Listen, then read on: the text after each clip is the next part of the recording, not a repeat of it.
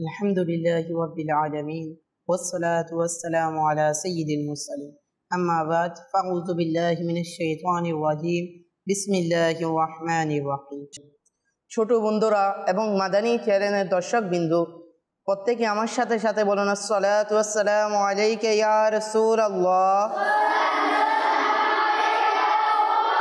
ওয়া আলা আলিকা ওয়া সাহাবিকা ইয়া হাবিবাল্লাহ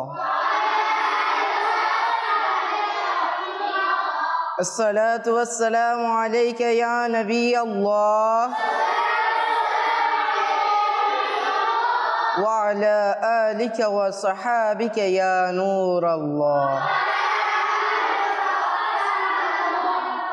فرمان मुस्तफ़ा सल्लल्लाहु ताला अलैहि वसल्लम हज़रत আবু হুরায়রা রাদিয়াল্লাহু তাআলা আনহু থেকে বর্ণিত তিনি বলেন রাসূলুল্লাহ সাল্লাল্লাহু তাআলা আলাইহি ওয়াসাল্লাম বলেছেন ওই ব্যক্তি নাক ধুলোমলি হোক যার সামনে আমার আলোচনা হয়েছে কিন্তু সে ব্যক্তি আমার উপর দুরূদ শরীফ পাঠ করে নাই নাউযুবিল্লাহ। প্রিয় ইসলামী ভাইয়েরা, ইনশাআল্লাহ আমরা সর্বদা সর্ব অবস্থায় দুরূদ শরীফ পাঠ করব।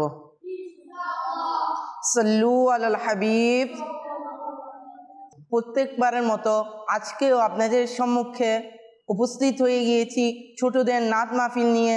ইনশাআল্লাহ প্রত্যেকবারের মতো প্রথম আমরা কুরআন পাক থেকে তেলাওয়াত শ্রবণ করব, এরপরে নাতে মুস্তাফা সাল্লাল্লাহু তাআলা আলাইহি সাল্লাম শ্রবণ করব, এরপরে ইনশাআল্লাহ সংক্ষিপ্ত বয়ান শ্রবণ করব, এরপর জিকির, দোয়া এবং কিয়ামের মাধ্যমে আমরা শেষ করব ইনশাআল্লাহ। এখন আমাদেরকে কিরাআত শোনাবেন মোহাম্মদ ইফতিখার হুসাইন। সাল্লু আলাল হাবিব সাল্লাল্লাহু তাআলা মুহাম্মদ সাল্লাল্লাহু আলাইহি ওয়াসাল্লাম। প্রিয় প্রিয় ছোট্ট বন্ধুরা এবং মাদানী চ্যানেলের দর্শকবৃন্দ, আসুন আমরা কোরআন পাকের তেলাওয়াত শ্রবণ করি। আউযু বিল্লাহি মিনাশ শাইতানির রাজীম। বিসমিল্লাহির রাহমানির রাহিম। وكذلك أوحينا إليك روحا من أمرنا ما كنت تدري ما الكتاب ولا الإيمان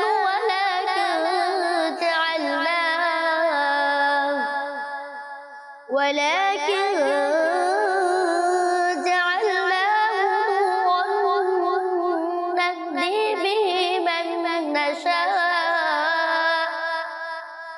نورا نهدي به من نشاء من عبادنا وإنك لتهدي إلى صراط مستقيم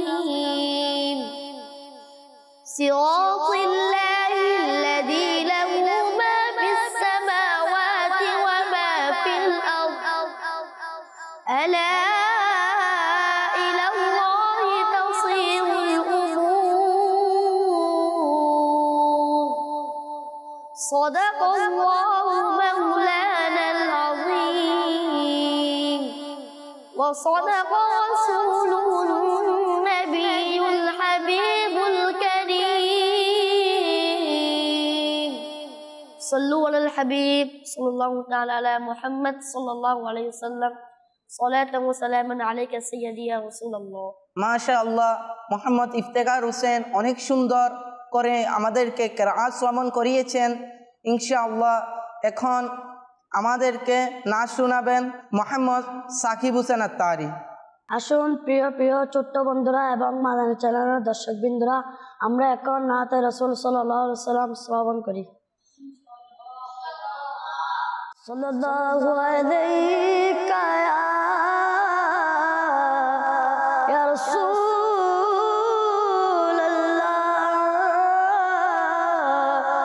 ওয়া সাল্লাম আলাইকা ইয়া হাবিবাল্লাহ। মুঝে দর पे फिर बोलाना मदनी मदीने वाले मैं इश्क पिलाना मदनी मदीने वाले मेरी आंखों में समाना मदनी मदीने वाले बन दिल तेरा ठिकाना मदनी मदीने वाले मुझे दर पे बोला ना मदनी मदीने वाले मैं इश्क पिलाना मदनी मदीने वाले आमय काच डेके नाना मदनी मदीने वाले प्रेम शोधपन कराना मदनी मदीने वाले आमाए ठुदी दरदाना मदनी मदीने वाले होतली दो तुम्हार ठिकाना मदनी मदीने वाले अमय काच डेके नाना मदनी मदीने वाले प्रेम शोधपन कराना मदीने যখন হবে তোমার দিদার তখনই হবে আমার স্বপ্নে সোনা আমার স্বপ্নে সোনা মদনি মদীনে वाले আমার কাছে ডেকে না मदनी मदीने वाले प्रेम शोधपन कराना मदनी मदीने चढ़ गेছে মোর প্রিয় জন ভুলে গেছে বন্ধু সজন নবী তুমি বলো না নবী তুমি বলো না मदनी मदीने वाले আমার কাছে ডেকে নাও না मदनी मदीने वाले প্রেমের শোধপন করাও না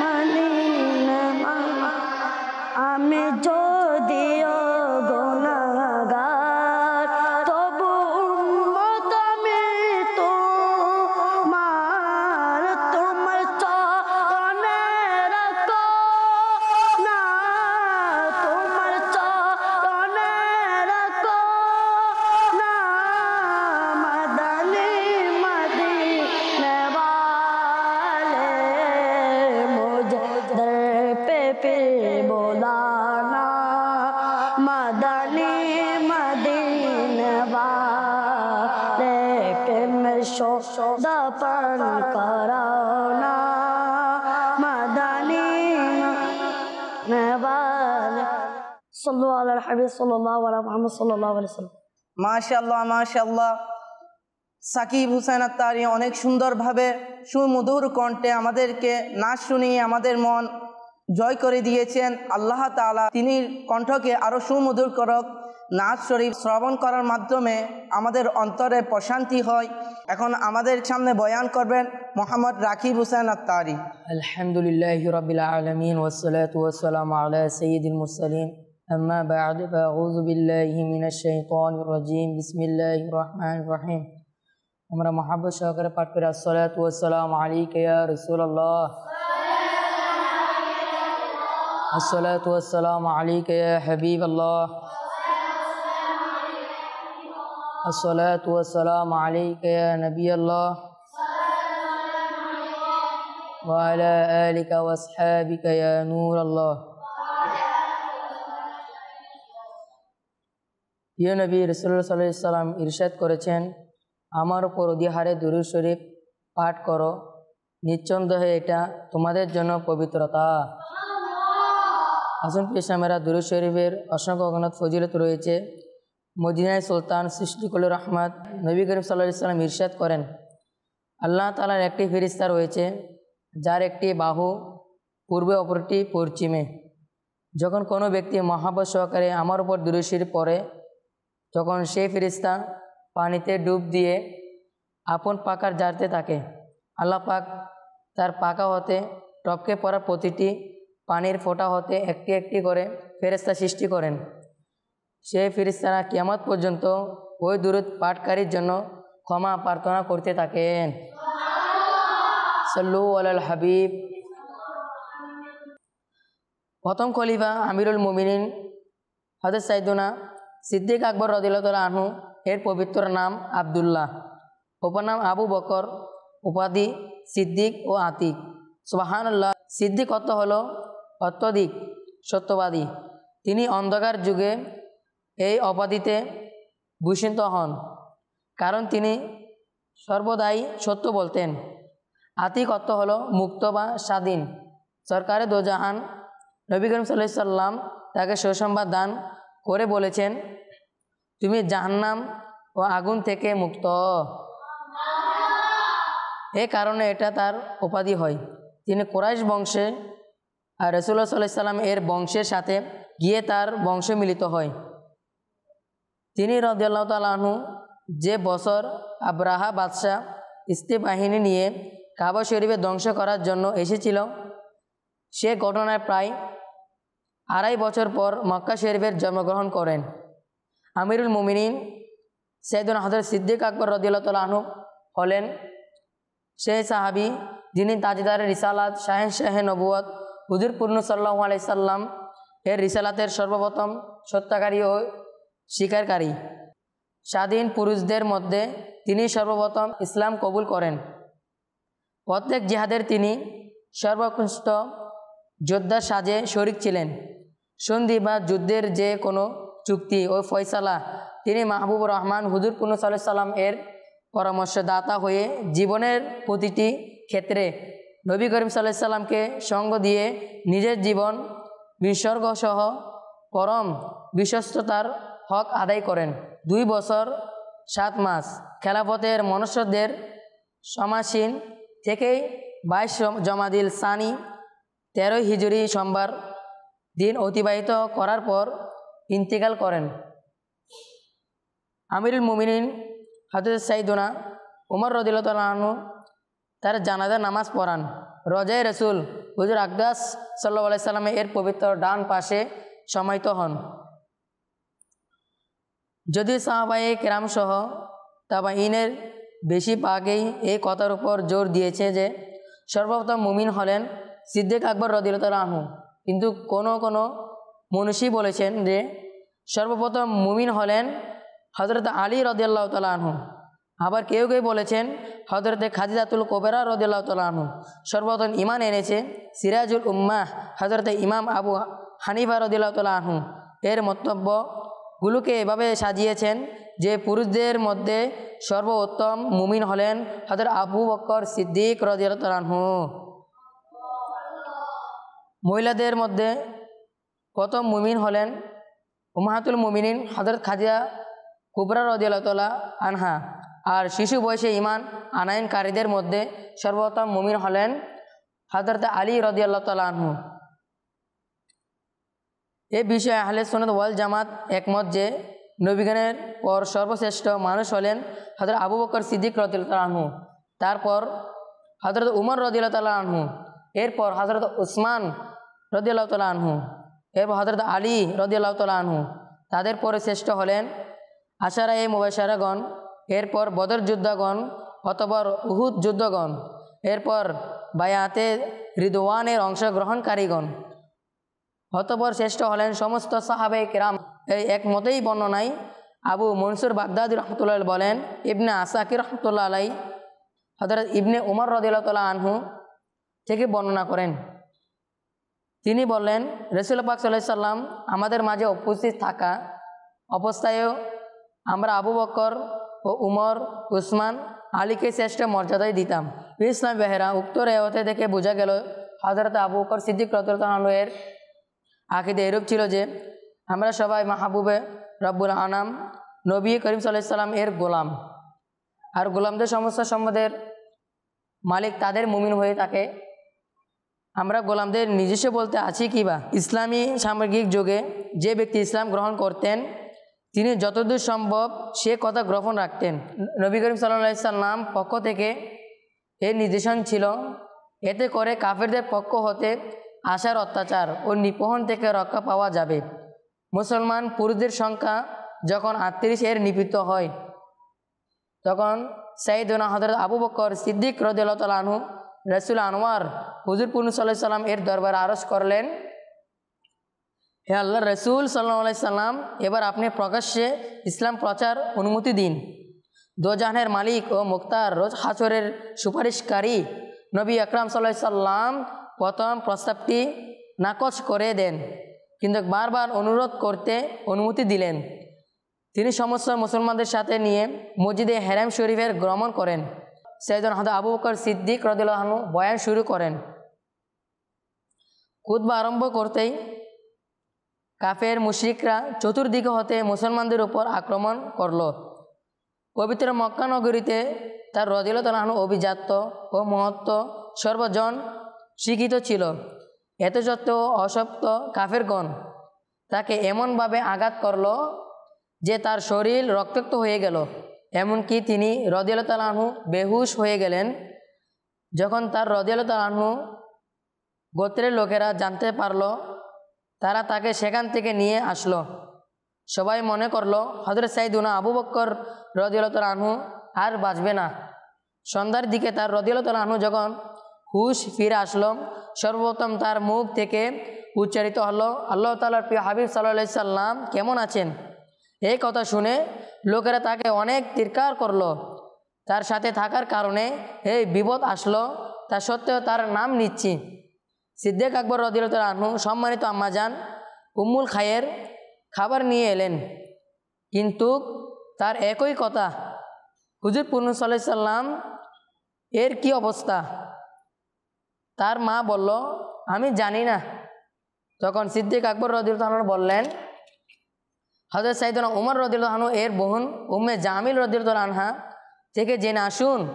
তার রাদিয়াল্লাহু আনহু দরদিতে মা নিজের কলিজার টুকরার এমন কঠিন অবস্থা বেকুল হয়ে আবেদন পূরণ করার জন্য হযরত সাইয়েদনা উম্মে জামিল রাদিয়াল্লাহু আনহু এর নিকট গেলেন। হুজুর সাল্লাল্লাহু আলাইহি সাল্লাম এর অবস্থা কথা জানতে চাইলেন। তিনিও অসহায় অবস্থায় কারণে নিজের ইসলাম গ্রহণের কথা গোপন রেখেছেন। যেহেতু উম্মুল খায়ের তখনও মুসলমান হননি, তাই তিনি না জানার ভান করে বললেন, আমি কি জানি কে মুহাম্মদ সাল্লাল্লাহু আলাইহি সাল্লাম আর কে আবু বকর রাদিয়াল্লাহু তাআলা আনহু? অবশ্যই আপনার পুত্রের কথা শুনে আমি অত্যন্ত ব্যথিত মর্মাহত হলাম। আপনি যদি বলেন তবে আপনার সাথে গিয়ে তার অবস্থা দেখে আসতে পারি। উম্মুল খায়ের তাকে ঘরে নিয়ে এলেন। তিনি হযরত আবু বকর সিদ্দিকের এই অবস্থা দেখে কান্না করতে লাগলেন। হযরত সাইয়েদনা সিদ্দিক আকবর রাদিয়াল্লাহু তাআলা আনহু জিজ্ঞাসা করলেন, আমার আকা সাল্লাল্লাহু আলাইহি সাল্লাম এর সংবাদ দিন। সাইয়েদনা হযরত উম্মে জামিল রাদিয়াল্লাহু তাআলা আনহা তার সম্মানিত মায়ের দিকে ইঙ্গিত করে দৃষ্টি আকর্ষণ করলেন।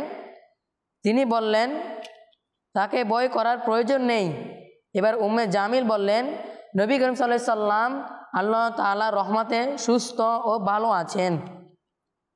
তিনি বর্তমানে দারে আকরাম অর্থাৎ সাইয়েদনা হযরত আকরাম রাদিয়াল্লাহু তাআলা আনহু গৃহের অবস্থায় করেছেন।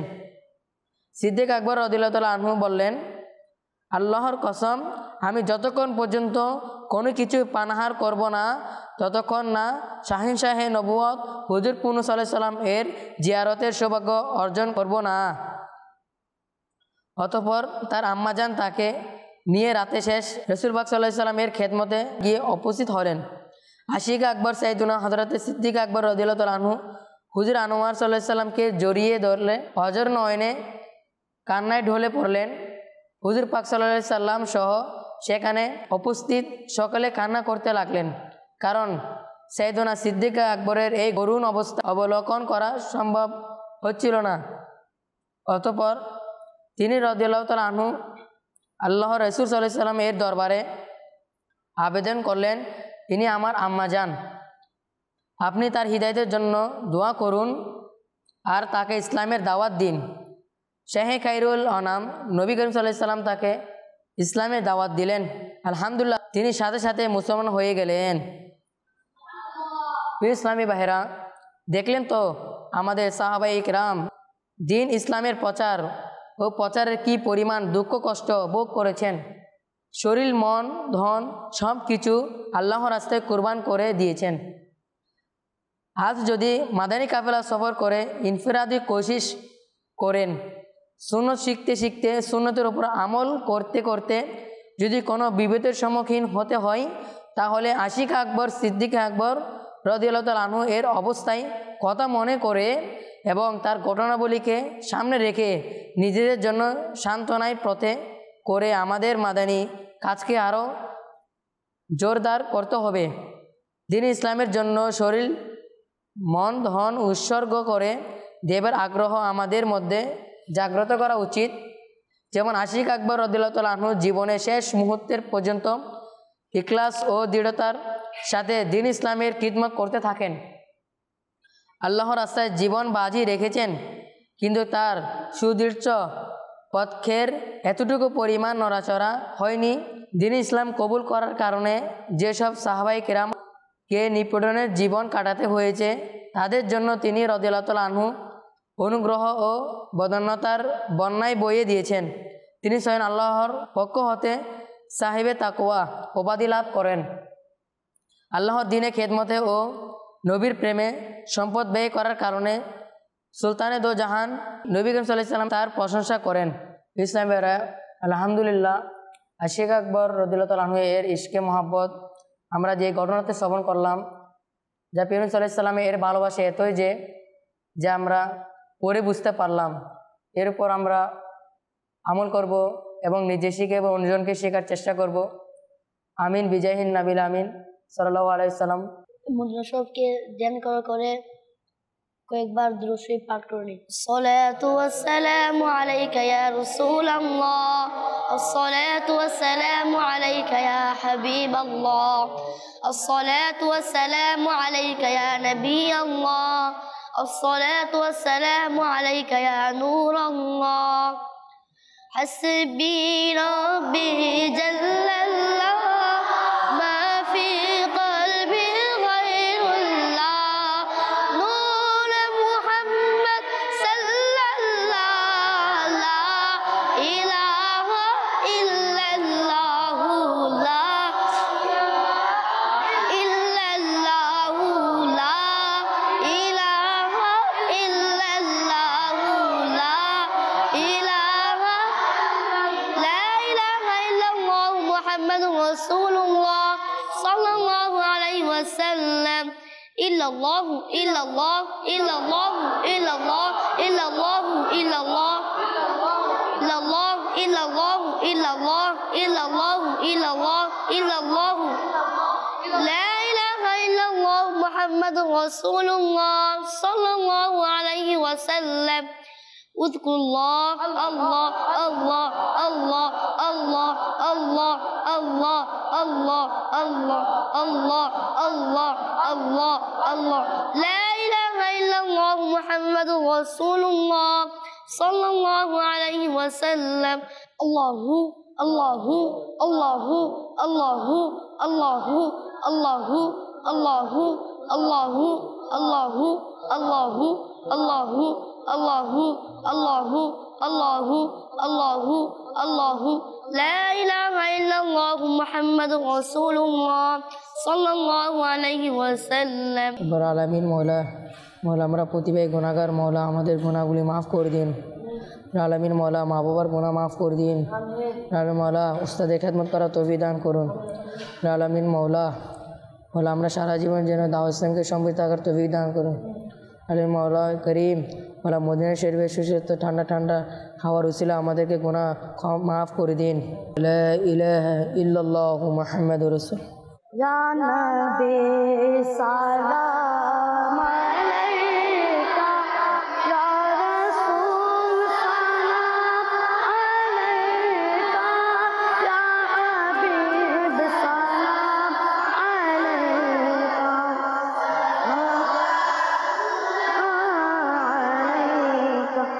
मदीनार पानी देखिया कादिजे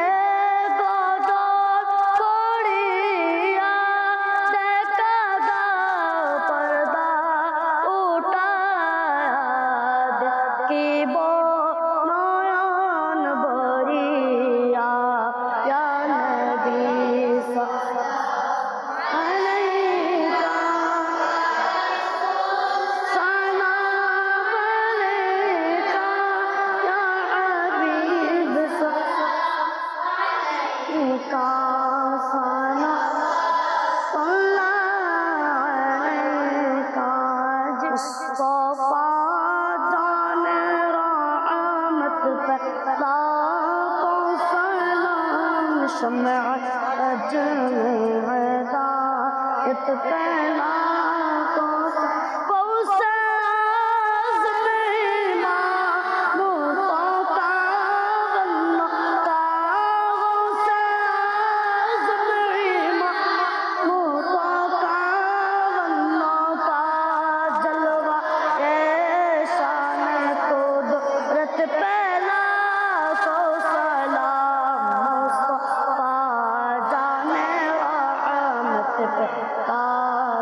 सलाम शम्मा